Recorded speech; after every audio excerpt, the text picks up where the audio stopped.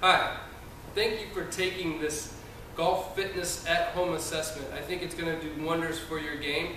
I just wanted to cover a few things before you do start. You're only going to need about 3 things, and they're all golf clubs, so you're just going to need 3 golf clubs for the assessment. You do want to download the link and print out a score sheet for yourself.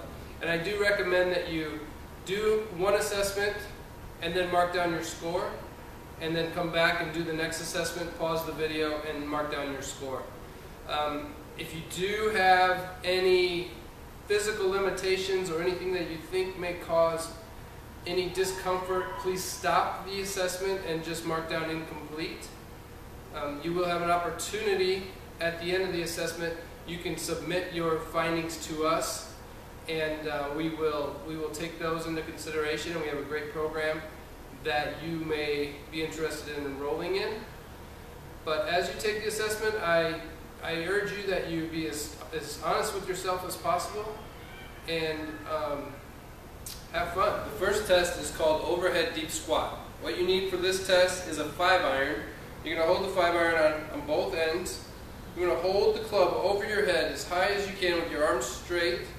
Keep your feet hip width apart. And you're going to squat down as far as you can go. Try and keep your heels on the ground and the club behind your toe line. So it looks like this. You're going to go down as far as you can, just like that. From another angle, so you can see, keep the heels on the ground and the club behind the toe line. You're going to go down just like this.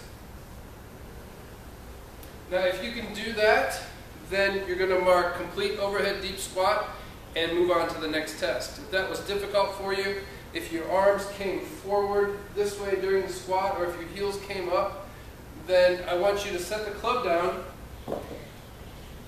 cross your arms over your chest just like this, and you're going to squat down again as far as you can go. Now if you are able to do that, then you can mark down arms crossed, full deep squat, and move on to the next test. If that was still an issue for you, if when you came down you felt like you're going to fall backwards or your heels came off the ground, what I want you to do is grab the club again, go down on one knee, put the club out 3 inches in front of your toe, keep your heel on the ground, and try and touch that club with your knee without raising the heel. And the other important thing is that you don't pull the club back towards your knee. So it looks like that. You can do it on both sides. Just like that. So if you were able to do that on both sides, you're going to write down arms crossed, limited deep squat with good dorsiflexion. If you could not do it, you're going to write down arms crossed, limited deep squat, both calves tight. The next test is very simple. It is called 90-90, and what we're looking at is the mobility in your arm. So you're going to stand just like this. Try and keep your back flat. Don't arch your back, and you're just going to rotate your arm back as far as you can. What we look for is either you're in front of your spine angle, you're even with your spine angle, or you can go further than your spine angle. It's a lot easier to go further if you lean back, so try not to lean back. So we're going to go as far back as you can and measure that. And then you can switch sides. Here and measure that. So you're in front, even, or behind. This next one is called the pelvic tilt test. It looks funny, but it's very important in the golf swing. You're going to get in a 5-iron posture with your arms crossed over your chest. Try not to move your knees or your shoulders on this, and you're just going to try to push your butt back and tuck under without moving your knees or your shoulders. So you're going to push back or you're going to tuck under. Now either you can move fully in both directions without moving your knees or your shoulders, or you could push your butt back but it was hard to tuck under, or you could tuck under but it was hard to push back. Or you couldn't move at all. So each thing is there for you to write down. The 4th test is called toe touch. This is very simple. You can either touch your toes or you can't. So we want your knees locked out as straight as possible. You're going to reach down and you're going to reach for your toes. Now you can keep your legs at hip width apart. They don't need to be touching, but either you can keep your legs straight and touch your toes, or you can't. Very simple on that. The next test is called a balance test. What you're going to do is very simple. You're just going to keep your arms at your side, raise one leg up, and you're going to close your eyes and stay there and count in your head. 1, 2, 3, 4, and then stay there as long as you can. If you can either go over 28 seconds or you can't. And we'll do the same thing on both sides. This next test is called seated trunk rotation. So what you're going to need is 3 clubs. What I've done down here is I've taken 2, I have a 6 iron and a 5 iron, and we want to create a 45-degree angle. If you don't know what a 45-degree angle is, you can take the club and put it at 90 degrees and then go about halfway, and you'll get to 45 degrees. Just like that. So you want to lay the clubs down. The next thing you want to do is sit tall with your feet, your knees hip width apart. Try not to move your knees during this test. You're going to put the club across your chest, and you're just going to sit tall and turn as far as you can.